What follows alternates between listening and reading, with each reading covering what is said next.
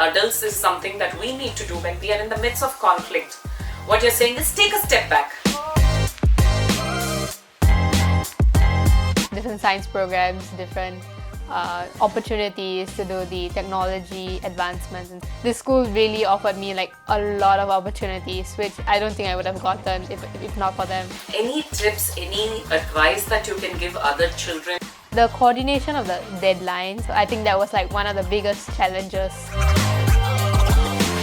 You have to like calm down, think about the problem and break it down. When you're working together as a team, the goal of building the app is more important. Hi everyone! Welcome to yet another Tikitribe podcast where we celebrate kids and teens who follow their curiosity and do something meaningful with it. Today we have a really special guest with us, Pavitra. She is a grade 9 student, she's a science lover, she's a coder, she's an astronomy enthusiast, and she is someone who believes in learning by doing.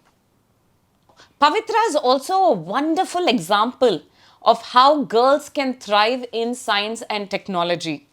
Because STEM is not just for boys, girls can do amazingly well as well. Welcome Pavitra, thank you so much for being here today. It is great to have you here. Thank you. Okay, Pavitra, before we jump into the other questions, I want to know a little more about yourself. How would you describe Pavitra in a few words? I think I like to be curious and I like to solve problems that I can find in like the daily community and find solutions that everyone can use. Amazing.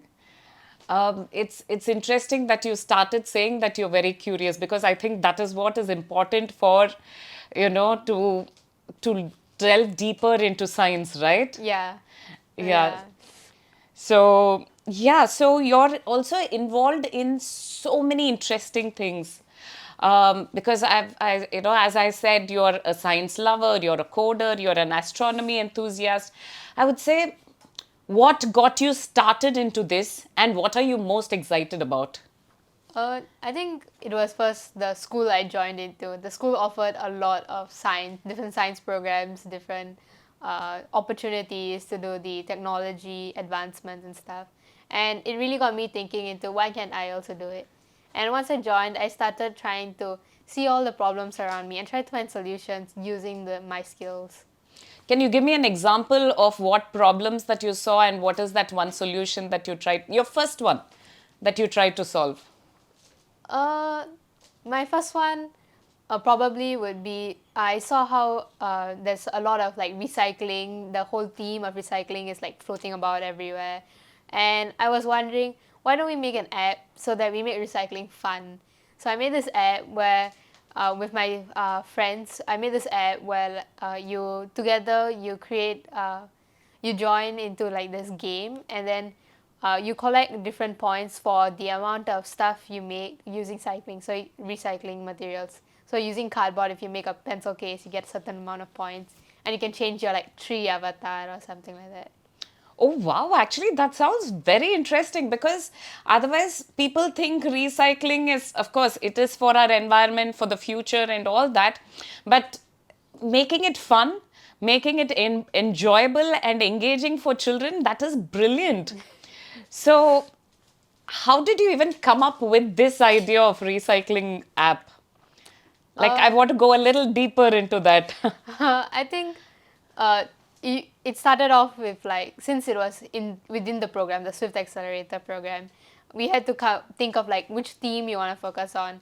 So my group chose the environment theme, and within environment theme, we are like, okay, so maybe since recycling is like really important in this day and age, we might as well do recycling and say how we need to lower our wastage in food and other consumption, and use recycling as an alternative in order for it to be a sustainable method.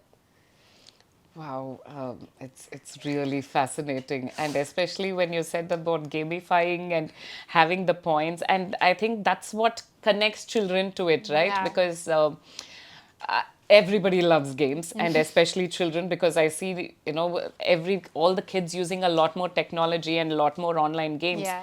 So when you gamify recycling, and I think that kind of gets it, gets them to enjoy it and also do it Yeah. better. Yeah. Fantastic. If someone met you for the first time, what is that aspect of you think would surprise them?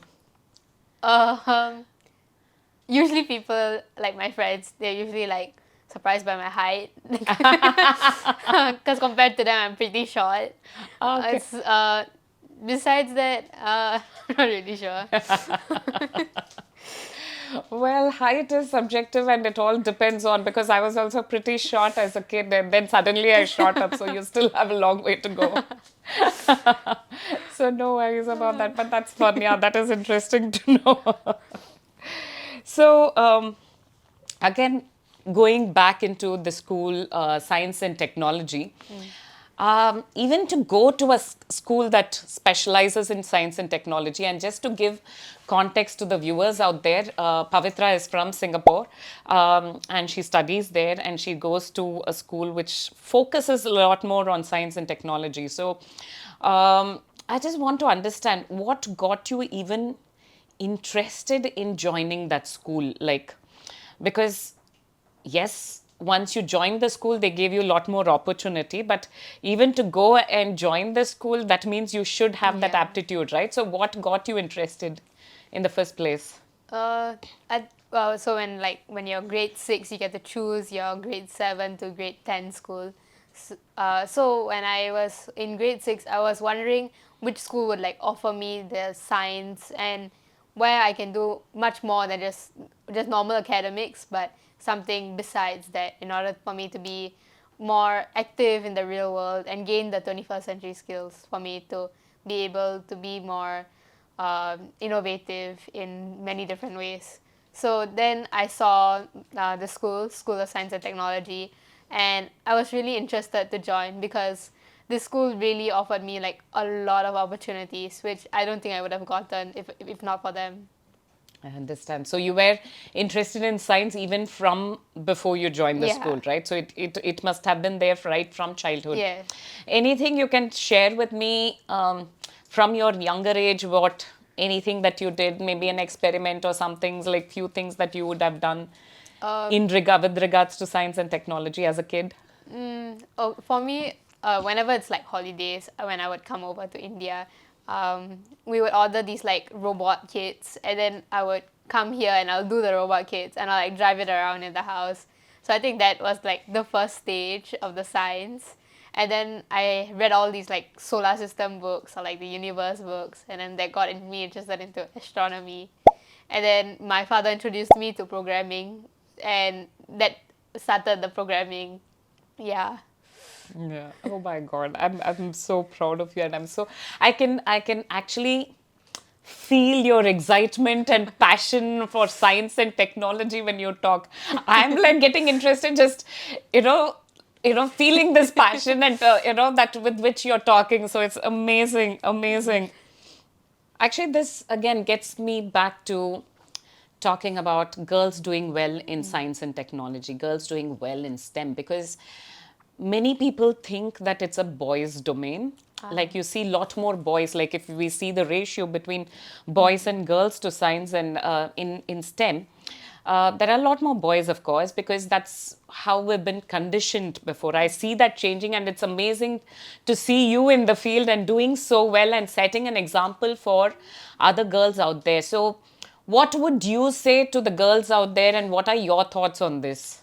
Uh, I think like okay, like when you go to a certain area, that stereotype may remain sometimes because some people are like, oh, you do science, and it might come as a shock. But I feel like if that passion and that interest is there, it just truly means that you belong. There's nothing else that should matter.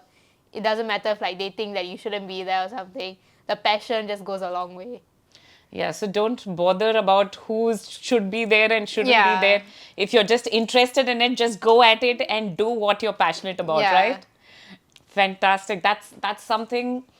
that's a lesson, I think, not just for kids and not just in this particular field. It's something all of us can carry forward in all aspects of life. If anyone is passionate about what they are doing, I think they have to just go all in and do it and not bother about other people's opinions. Yeah. Fantastic. Okay, now let's begin with where it all started, with Okay. the stars. So you're the vice chairperson of your school's astronomy club. That sounds really cool. So I want to learn, understand more about that. So what got you interested, and what do Um, you do? okay, so when I first joined the CCA, there was like a lot of lectures and there were a couple of activities. Then I wanted to think maybe I could just try make it more engaging so that the people can understand and like enjoy astronomy in like a more fun way. So then I joined the exco and I became the vice chairperson. And it really, the whole vice chairperson, even though it was like new to me, with the help of my other co-exco, the chairperson, the other vice chair people, I really, we all were able to help the club a lot by pulling in more engaging activities and making sure that astronomy is much more easy and fun to learn comparatively. Yeah. I know otherwise, unless, I mean, that's what I've, with my limited experience, of course, which is very limited. I see people who are extremely passionate about astronomy, and there are people like me who love to, just lie down, watch the stars, and enjoy, but we do not understand beyond the point. So, how do you get kids interested? So, how do you make astronomy a lot more engaging? Oh, so for us, it's more of the engaging activities and interactive lessons. So, because if you just teach them, it's not like they're gonna go memorize it. But if you show them using like an experiment, they're more likely to remember it rather than just put it in their head and then just forget it the next day. And the activities is something we do weekly, so it sometimes it changes, sometimes we repeat the same activities so that they know how to do the activities and they also learn the concepts behind it at the same time. So, this is where learning by doing comes to play. Yeah. So, it's not just pure learning and theory and mug, because whatever I learnt in school about astronomy, about the stars, the galaxies, was just so theoretical that you had to like just mug and like, not, okay, understand a little bit, but not too much. But, where you're saying you're bringing in activities so that people learn by doing, that sounds, I wish you were there when I was younger, having an astronomy club and teaching me, because I would have learned way better. Apart from astronomy, how has science helped you, problem solve in your everyday life? I think when you learn certain concepts and like in science, it builds the mental tenacity and like when you think of something, you're like, okay, it's okay if I fail. I'll just do it the next time. I'll just try again, like experimenting. And it also like brought in the idea of taking the whole problem and breaking it down into small manageable tasks so that you do it one by one instead of just jumping straight into it and just panicking in the end. Oh, that's actually a very, very important life lesson.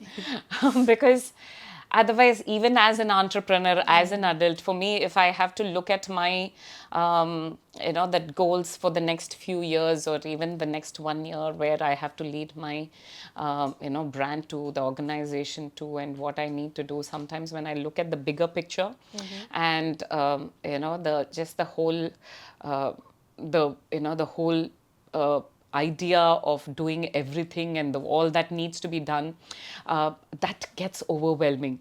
And the key is to break it into smaller chunks. Yeah. And I guess as a science student, that is what you're trained to do, right? Yeah. So can you just give some more examples on how you have, used your thought process? Because I think it is very important for other children to know that, like, just don't get overwhelmed with the whole magnitude of the task in front of you.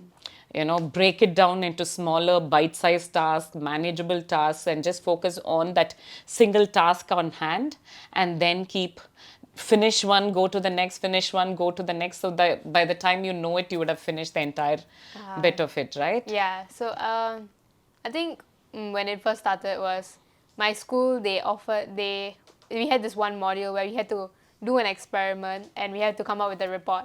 So at first it was really daunting because I've never done like an actual report experiment before. But once I started doing it, I was like, hey, it's not actually that bad with like the guide with the the small deadlines that we keep for ourselves to finish each experiment stage and each like part of the report. In the end, it all comes together as one nice piece of work that we've done together slowly, but in like a really nice way. So what you're saying is that you had to do this first, one of the first activities or the experiment was to write the reports, is it? So Yeah. every single task that you had to do with that experiment, you had to put it in Yeah, report. we had to do it in like the logbook, and then after we put in the logbook, we have to make sure the experiment is working. And sometimes it will like due to like natural problems and stuff, it will just like it won't work. Sometimes the method we use won't work, so we have to change the method midway, and it occurs a lot of times. But since we have like the teachers helping us, we have lab staff helping us also, and we can also like search about like why the problem occurs. This gives me like the okay, so maybe it's taking a step back and doing the problem is much better than just going into it and panicking in the end because you couldn't do it. That's actually another important lesson where you said whatever the problem is that has been given to you, you look at it. Of course, one thing is to break it into small bite-sized tasks that you can work on instead of looking at the whole problem. And the second one is log every step to see, so that way you will know which of the steps went right and which steps didn't go right, what went wrong. And that way, by logging it down, by noting it down, I guess you also understand what went right and what went wrong. And then with what went wrong, you can go back, analyze why it went wrong, and then take measures to correct it. Yeah. Instead of, again, this is a big life lesson for not just the kids, for adults as well. And yeah, so it's just look at the problem, break it down into smaller tasks and see in which task or smaller chunks, and then see which chunk went wrong, where did it go wrong. So when you break it down, it is easier to locate that mistake, and then it is easier to correct. Because if we are again not doing it and when we are not methodical about it, then if something goes wrong, then we start to panic. Yeah. Yeah, so that is again very important. So my next question is, how did you cultivate this discipline? Because to be this methodical, to log down, to write down, to analyze the problem instead of going into a panic mode, there should be a lot of discipline that you would have cultivated. How did you do that? I think first it was like the lessons in school, like they would say, okay, so it's important not to whenever you're stressed, don't panic, don't go around and then just shouting or something. You have to like calm down, think about the problem and break it down. I think it was first the school, and then since like whenever you come to exams, your exam period, you're like very stressed. The teachers give a lot of homework, then there's tuition homework, and then there's studying for the exam revision also. So that with that workload, you would have to break it down. So I think that first started the exam time period started the discipline of breaking down things and labeling it methodologically. Fantastic. If you have to give some tips to kids younger than you on how they can cultivate this discipline, because for you it came through your exams and with all that working with the tests and all that, but if you have to tell the younger kids out there as to how do they start cultivating that discipline. Maybe one step or one thing that they can do every day and where they can stack their habits over time. What would you advise them? I think one thing, like really small, but just whenever you get a homework, just write it down in your diary. Then when you go home, once you finish that homework, just like cross it out or something, so that you get a mental satisfaction, like, oh, finally I finished my homework. Or if you are the type to forget your homework, you can just always open the book and see, oh, I forgot I had Tamil homework today, and then you can do the homework. So I feel like that slowly builds on the habit. So what you're saying is to have this task list written down, and every day to have the discipline of just looking at the task list. So that way, you're also reminded of what you need to do. And the second one is, as you're finishing, just checking it off. Yeah. So that checking off gives that satisfaction. Yeah. So I guess once they keep doing that over a period of time, that also gets them into the habit. Fantastic. Fantastic advice. I just want to know more about the Swift Accelerator program that you started at 14. Yeah. Yeah, when you were 14, I think you got into the program, right? Yeah. And you published your own app. So I want to learn a little more about that journey. Swift Accelerator program. It was first to me. I found out through my school. They like promoted it. They said you should join if you want to like improve your Swift skills, and I was like, okay, sure. Then I would join the Swift Accelerator program, and then they had like 3 different challenges. So challenge 1 was like a basic app, like a single feature.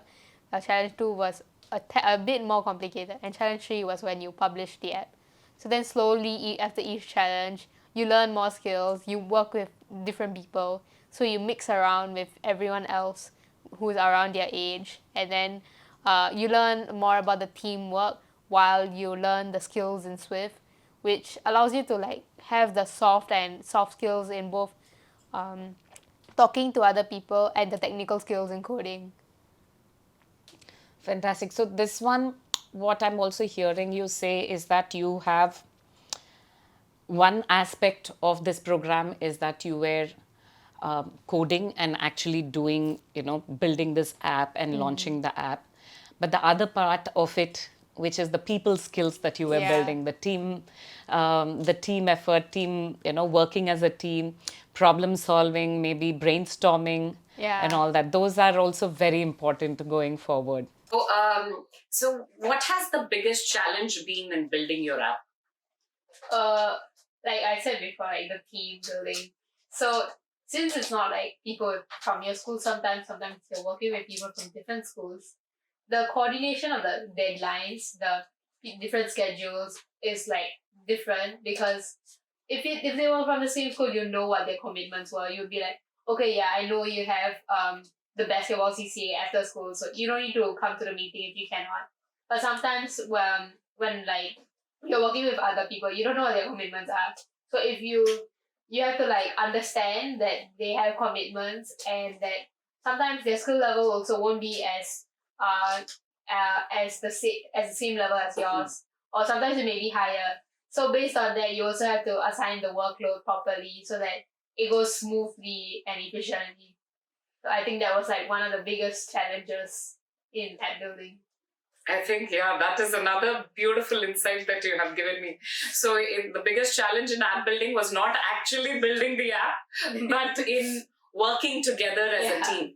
So, that leads me to the next question. So, what would you tell the other kids out there in terms of, because as children, whether you're playing sports or being in your the teams that you are part of, the clubs that you're part of, you have to work with other kids, and you have to have that there are, I mean, that's what all kids have to go through, right? So any tips, any advice that you can give other children on one is on team, how to work together as a team, how to come over the differences, because each person has a different point of view. So how do you do that healthily? Because you can end up fighting, you can end up, just it can be a lot messier. But how do you navigate that, especially as a child? Because even for adults, we find it difficult at times in working as a team, and to do that as a child, I mean, teen. How do you do that? And what advice would you give to the younger kids on, the team building, the importance of working as a team, and how to handle the conflicts, and how to brainstorm, problem solve together as a team? What all goes into that? I feel like first when you like form the team, don't just straight jump into the project. It's like, okay, so what do you guys think your ideas are? Don't try not to do that. Try maybe like, what's like your CCA? What are you interested in? Then try connect with them through that. Then you'll find that there's some similarities, like maybe your favorite like artist, or like your favorite the music you like to play, or what type of food you like. So using that, you guys can connect, and that connection would go a really long way, because that is what you build on. Then that's what your project management comes in. That's where everyone like collaborates more smoothly. Yeah. So what you're saying is the first step is to actually build the relationship, build the friendship, get to know the other person. Yeah. So that should be the first step. So find out what their likes are, what their dislikes are. How can you build that relationship? Because having that relationship, that friendship, would end up helping you in going ahead with the project, with the collaboration. Yes. Yeah, that's very interesting to know. So after building this relationship, once you start actually working on the project, how do you handle difference of opinion? How do you handle conflicts? How does one do that? Okay. Usually, like when it's a group project, the conflict is like, I want to build this app, I want this idea, I want this idea. But sometimes, and if you're like the third person in seeing the argument, maybe you should like take a step back and see what's good, see what's the two different ideas, and see if you can like incorporate it. Because most of the time you can incorporate it, since like maybe it's like a small app feature, or maybe it's like, oh, I want to add this part of the robot I want to add like an arm to the robot, and then I want to add like a wheel to the robot, and sometimes you can just incorporate it. And if you're the person arguing, I think you should think about why they want their ideas. Think why, from their point of view, what's the purpose of adding this feature? And from your point of view, what's the purpose of adding your feature? And compare the two purposes together.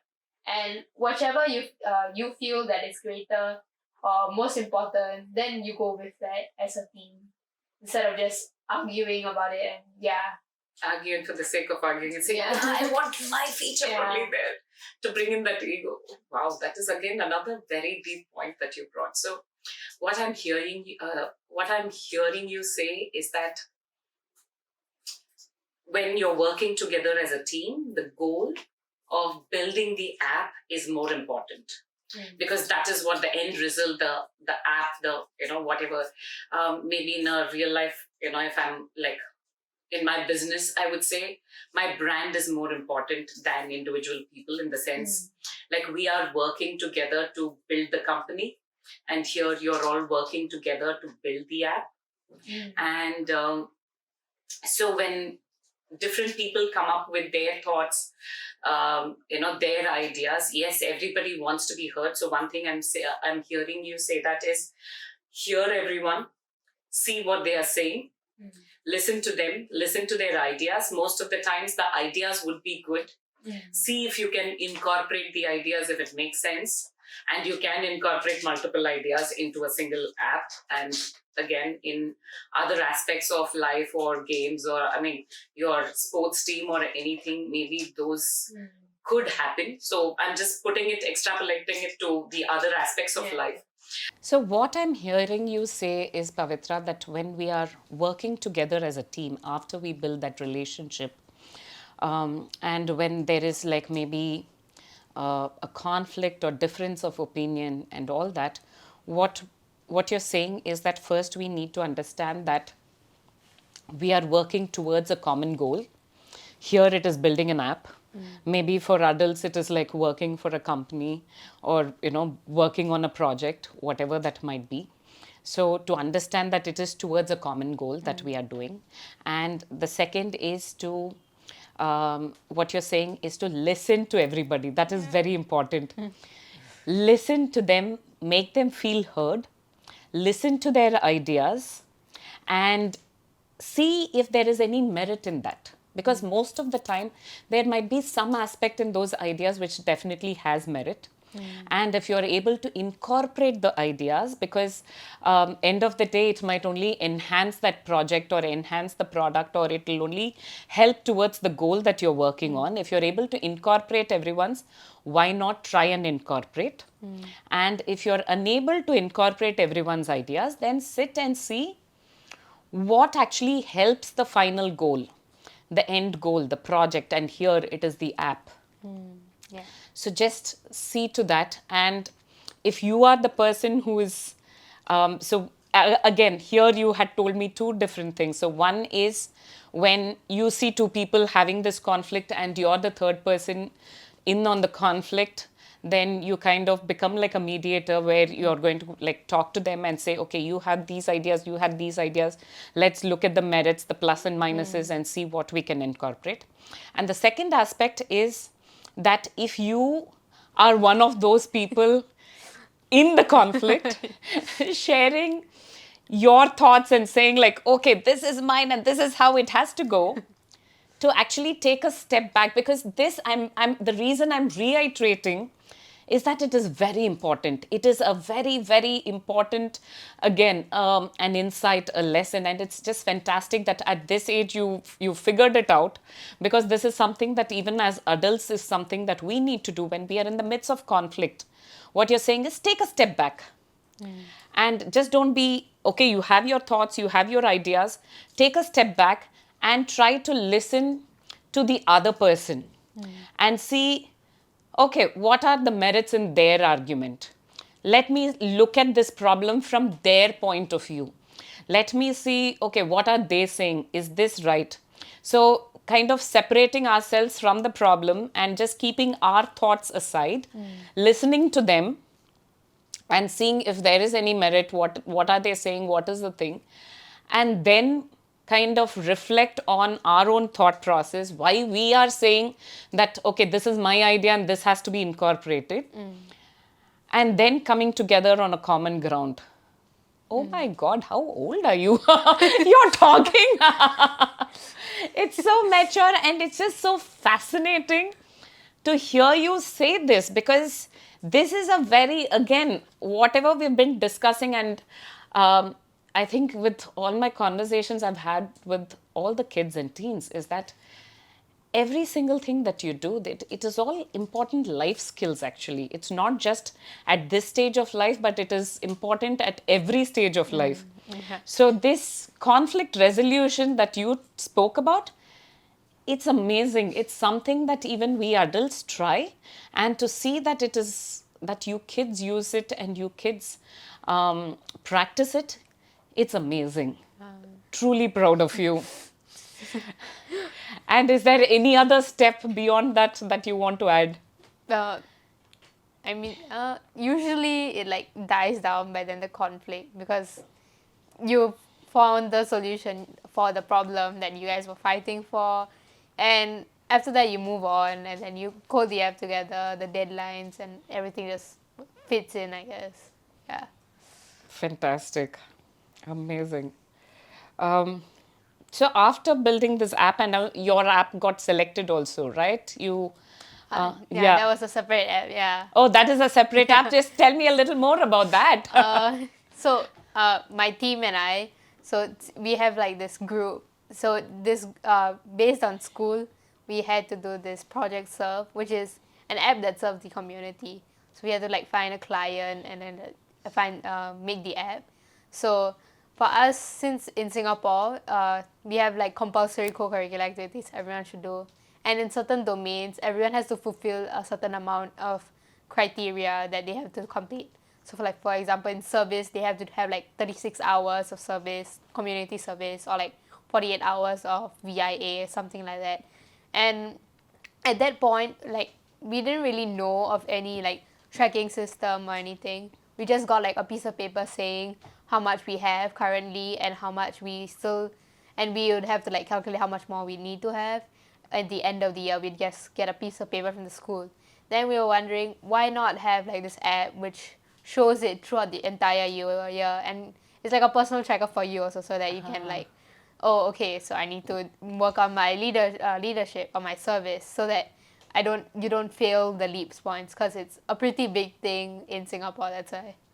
Oh, wow. So it's your own problem that you felt? Yeah. That, okay, I'm just getting a notification maybe here and then towards the end of the year and I have nothing to track it.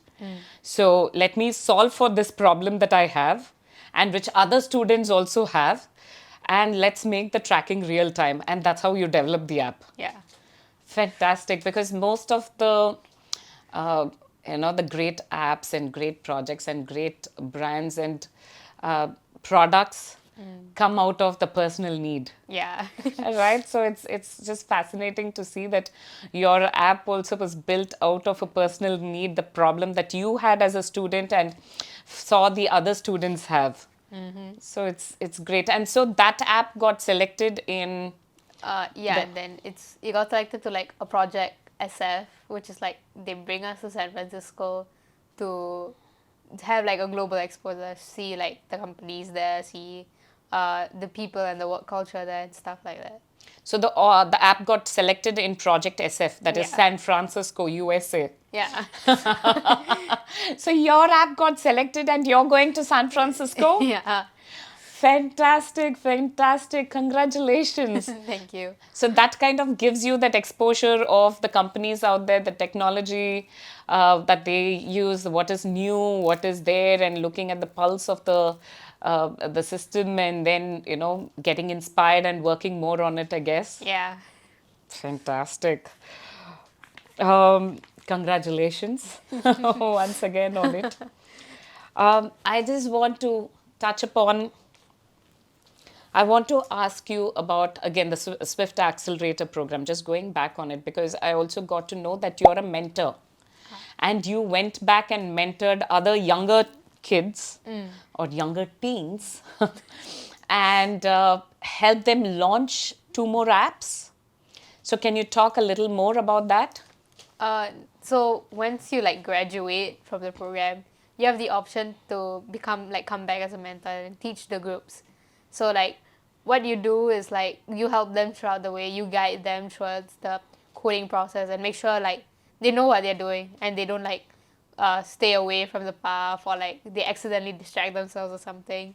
So that's what you do as a mentor, and each mentor gets like 2 different teams. They both like have different ideas, most probably, and they work on different things, but you like help both of them at the same time, so that you meet the new people while you help them with their coding as well.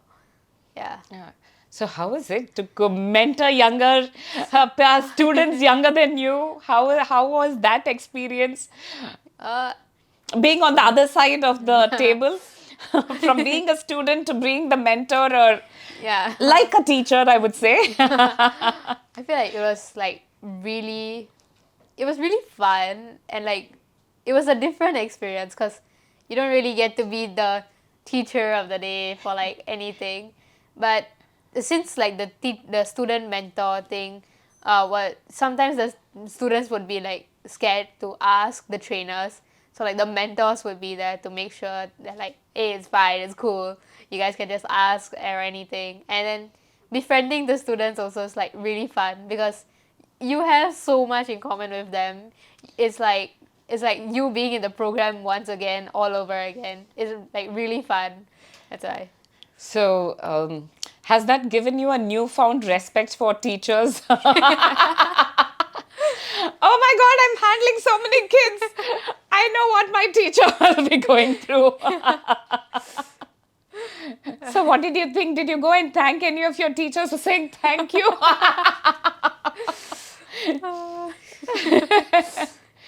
So what has that been? Have there been any other naughty kids in the sense, kids who were like made you think that no, I don't want to be. I feel like it's always gonna be there. So like it's inevitable. So Yeah. Well, that's a mature, very diplomatic way to say it. I'd say, so what did this mentoring teach you that you didn't expect to be taught? I mean, like, okay, I mentored and wow, this is a learning, some learning from this mentoring side of you. I think it's like when you teach someone something, you need to know it well yourself. You need to know like the backhand of the concept yourself. You need to know why it occurs, how it occurs, what are the codes, or like what are the certain things, so that you can give them that same deeper understanding which they can apply later on, or maybe even teach to like a friend, or like, or when they become a mentor, then teach to the next students, something like that. And that's how you learn, right? But by teaching others, because Yeah. when you have to, when you learn for yourself, that you go to a level, but when you have to learn to teach it to someone in a way that they understand it, Yeah. you have to understand the subject deeper and yeah. better. So now something will go into a fun part, which is like a rapid fire round. So here, don't think, just answer quickly Okay. whatever comes to your mind. So, astronomy, club, or app building? App building. One science fact everyone should know. Oof. If you want to add multiple facts, that's also okay. Um, Or something basic you feel like people should know, and duh, don't you know that? I feel like eating healthily is like really important in like everything. It doesn't matter what you're doing. If you're studying, if you're like I don't know, playing sports or like just sleeping. Eating healthily is like really important in everything. Eating Yeah. healthy. Wow. I think this is something like all parents would, I think, freeze, cut, and show it to all their their children, saying, look at that teen. She's saying, we are not saying eat healthy. Yeah, I guess that's very important. Dark sky with a telescope or laptop with code? Dark sky with telescope. One app you wish existed but doesn't yet.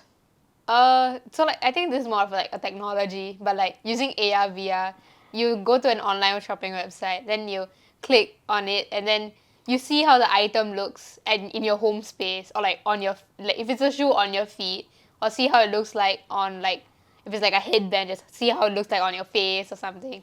So like it, so that you don't need to purchase it to know that it doesn't look good on you, or you can have that affirmation like, hey, it's gonna be good, before you even buy it. Yeah. Yeah, that's a great one. I guess there are some websites or apps that do that, but not for everything. Yeah. So you're saying one for everything. Everything, yeah. Yeah, so you don't have that buyer's remorse. Teaching others or learning something new yourself? Teaching others. Fantastic. Science notebook or digital notes? Digital notes. Late night curiosity or early morning ideas? Late night curiosity.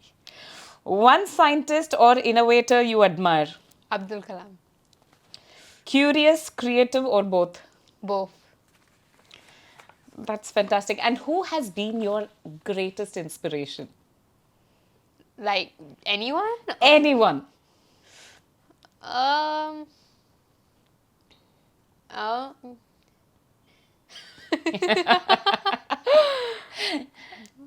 Or if you want to say 2, 3 names, just go ahead. Like, okay, this person for this person for this person for this. I feel like Abdul Kalam, because like he came from like, even though he came from like a small village, he turned out to be a, like amazing astronomer. He was like amazing scientist, and he was like the president. But like on a more smaller scale, I look up to a couple of seniors in my school, because a lot of, because in my school, a lot of seniors, they've achieved a lot of like amazing things. So like I look up to the seniors a lot because they have so much like we have the shoes to fill for them, you know. Yeah. This is actually very interesting because, again, instead of just, of course, with Dr. APJ Abdul Kalam as your inspiration, but when you said looking at seniors, so for us, we don't have to always look at these big names and big personalities. We can just see people who have done better than us and get inspired by them. There is one thing that I've always wanted, which I ask all the kids, is that what does your daily routine look like? Uh, it's okay. So I have to wake up early because my school's far away and school starts pretty early. So I have to wake up at like 5:30, and so when I wake up, I would like shower, then I would drink milk, and then I would go to school. My bag is like packed the night before, so I don't need to like pack in my sleep and forget something. And then I'll go school, then I will come back, and sometimes I'd have tuition, and I attend tuition and stuff. So that's usually what it's like as a daily routine. Yeah. Something, I mean, this is another thing. Be prepared, do all the prep the night before. Don't do it in the morning when you're running around to get to school so that you don't forget. Again, very important lesson to all the kids out there.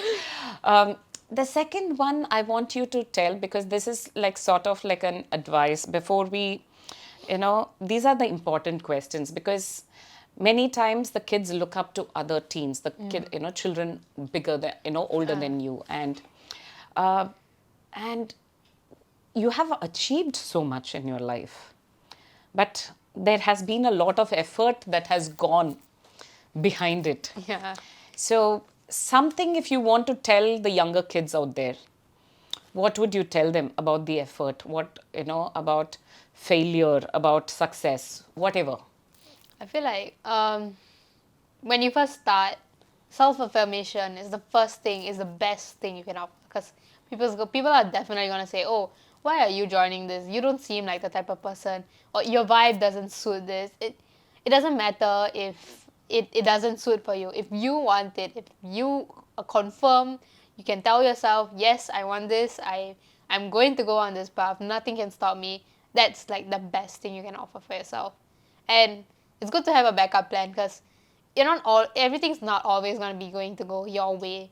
And having that backup plan would make sure that even if you fail, you know what to do. You won't be lost in the dark. You know what's the next step towards it. Yeah.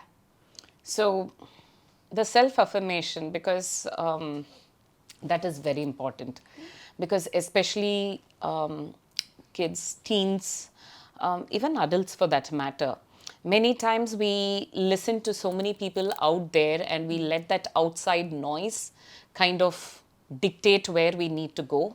But if we tell ourselves that, hey, I can do it, this is what I want, and if we start believing in ourselves, if we start loving ourselves just the way we are, I guess that would kind of give us the conviction to say, drown the outside noise and to just go and do what we need to do. Yeah. Yeah. So what, again, going a little deeper, what do you tell yourself? How do you practice that affirmation?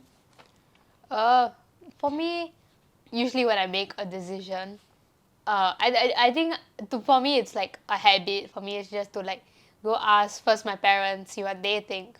Then I would ask my friends who like this, who have like similar interests, or like my friends in my same class, or friends in the same CCA.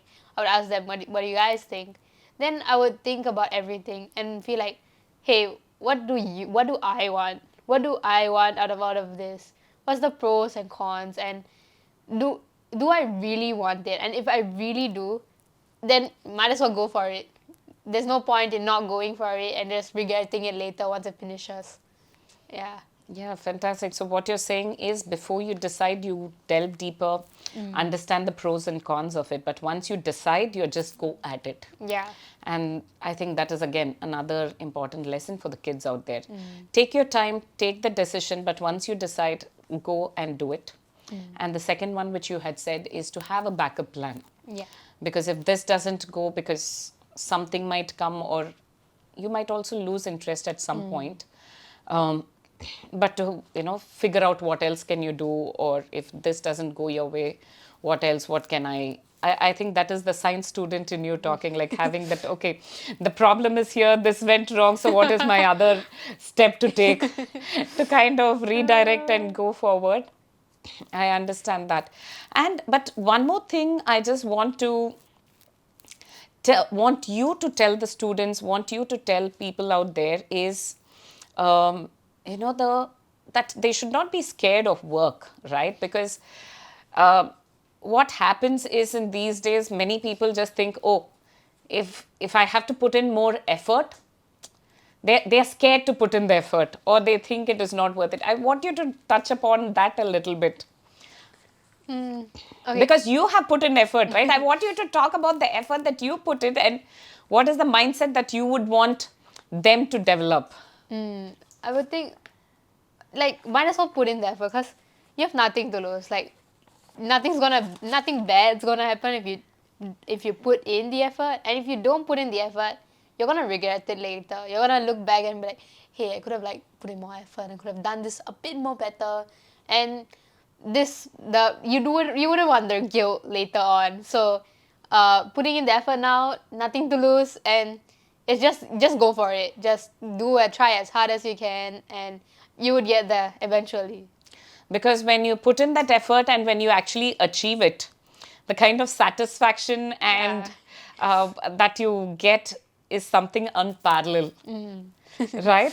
Yeah. And I guess the most important thing is when you put in the effort, and whether you win or whether you achieve or fall short, if you have given it your 100%, that kind of gives you that satisfaction also, rather than, when you have not put in the effort, and when Yeah. And then you like regret it later on. yeah, so don't have any regrets, just go at it and put in the effort. Yeah. Yeah. So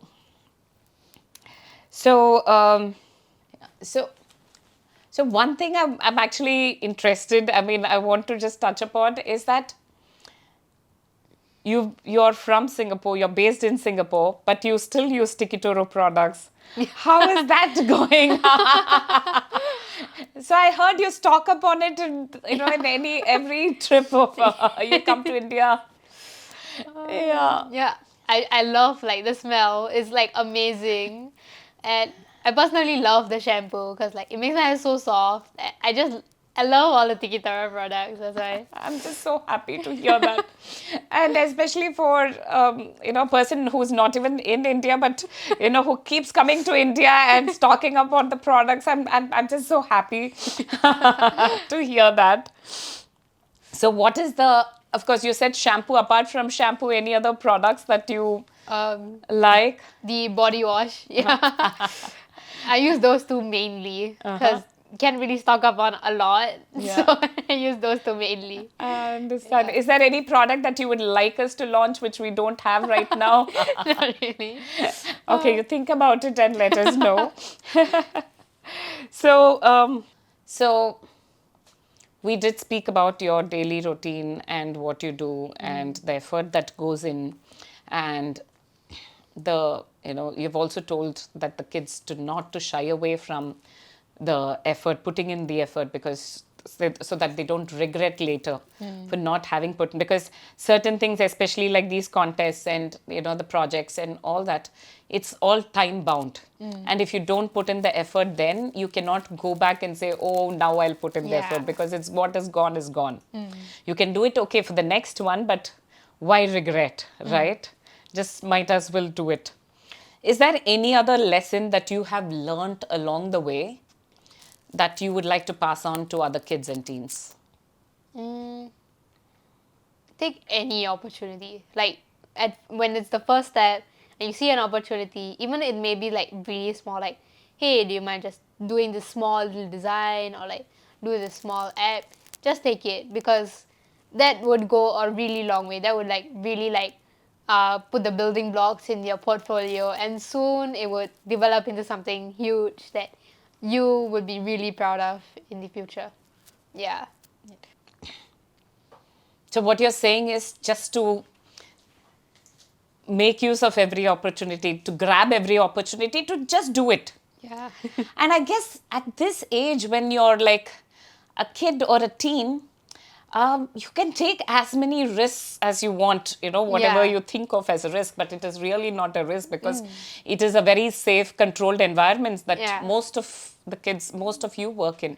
So might as well take every opportunity and use that as a learning opportunity, because what you're saying is in everything that you do is actually going to add somewhere, it would come back to help you, to build you, and to just add to your skill sets, right? Yeah.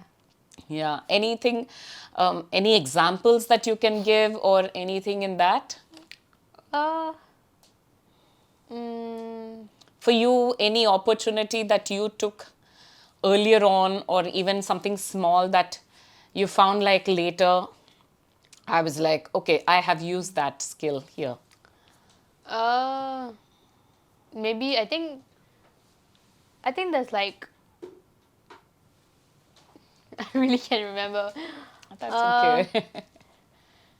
I think it was like making like a couple app designs. Uh, I don't remember for what I had to do the app design, but I did the app design. Then later on, it helped me a lot when like planning my next apps, because I was like, wait, I've done the app design before. I know how to do it. I will do the app designs. It's fine. I don't mind.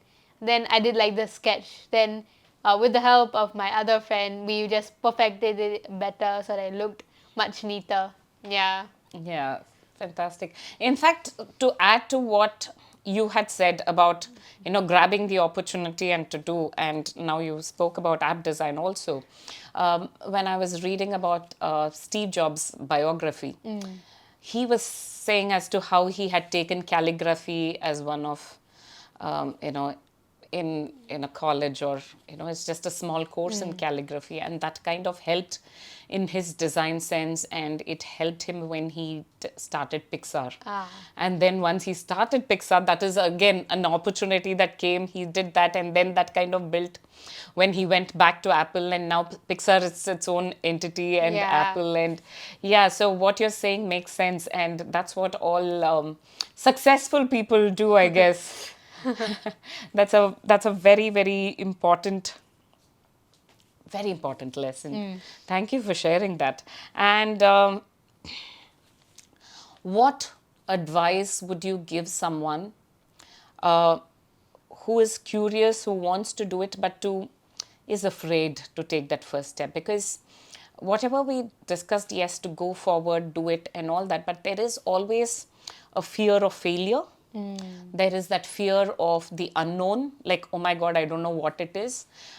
Maybe, there is that fear that many of us feel. I wouldn't just say kids or teens, I would say even adults. Many of us feel that fear. So, what do you do, or what advice can you give to overcome that fear?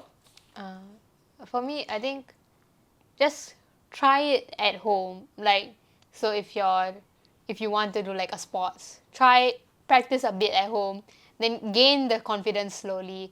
Or if you're into robotics, like get a robotic kit and try it at home, because that small practice would slowly build your confidence. Not just, okay, maybe your skills would increase or would like sharpen or not. Whether it sharpens or not, it doesn't matter, but the confidence in you improves, and that's really important, because without the confidence, you won't even have the bravery to put in those skills into good use. Yeah. The first task would be to start small. Start in a very safe environment that you feel safe in, Yeah. and start at a very small scale that it doesn't matter whether it, others even don't have to know it. You can just try it, start it, and Yeah. see where it is. And over a period of time, as you build on it, you can build that confidence, and it will get you to where you are. Yeah. Fantastic. That is just amazing, Pavitra. I have to say, I truly, truly enjoyed this conversation that I had with you. Your insights, the advice that you have given, it's not just for kids and teens, it's something that we adults could take it as well. And these are important life lessons. These are the steps that everyone should follow. Whether breaking down the tasks, whether to taking that opportunity, grabbing every opportunity, starting small, looking at the problem, seeing where, being curious about it, and seeing where we are, what went wrong, and maybe instead of not just looking only at the bigger picture, but looking at that small chunks and saying, okay, this is where I've gone wrong, let me course correct and going forward, having a backup plan. Wow, I think I've missed out on few more lessons that I've learned, but these all came from you.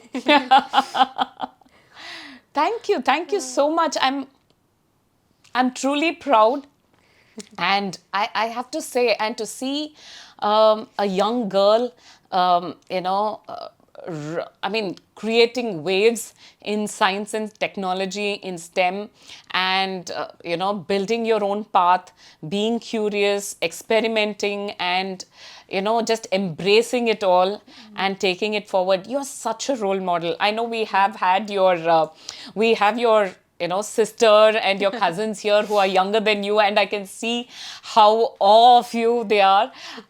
You're such a big role model for all the kids out there, especially the girls who are wanting to explore STEM more, science and technology, and it's just amazing. It's fascinating to see how your curiosity has led you from where you were to here, going into exchange programs to other countries, and mentoring other students, and building apps and doing so much more. And I wish you all success. I will be obviously following you and your journey going forward as well. I've been following for so many years, and going forward also I'll be rooting for you. I am so inspired by you, because your passion, your the conviction with which you talk, it's just coming across so much. I'm so inspired by you. I'm so proud of you, and I just can't keep saying. I know I'll just keep repeating this, but seriously, I've thoroughly enjoyed our conversation. I wish you all success. I wish you all the best. So, Pavitra, with all these amazing achievements that you have, how have your parents supported you? And I would like you to just talk about your family. My parents, my dad was the one who suggested I go to SST in the first place, and the programming I first was introduced to Python by my dad, and they really supported me in going for the Swift Accelerator program, even though it was like Saturday mornings. We made time in like my schedule to make sure I could go for it, and even the mentoring thing. They supported me through the Thailand exchange program, all the science, research projects, and everything. Yeah. So I guess the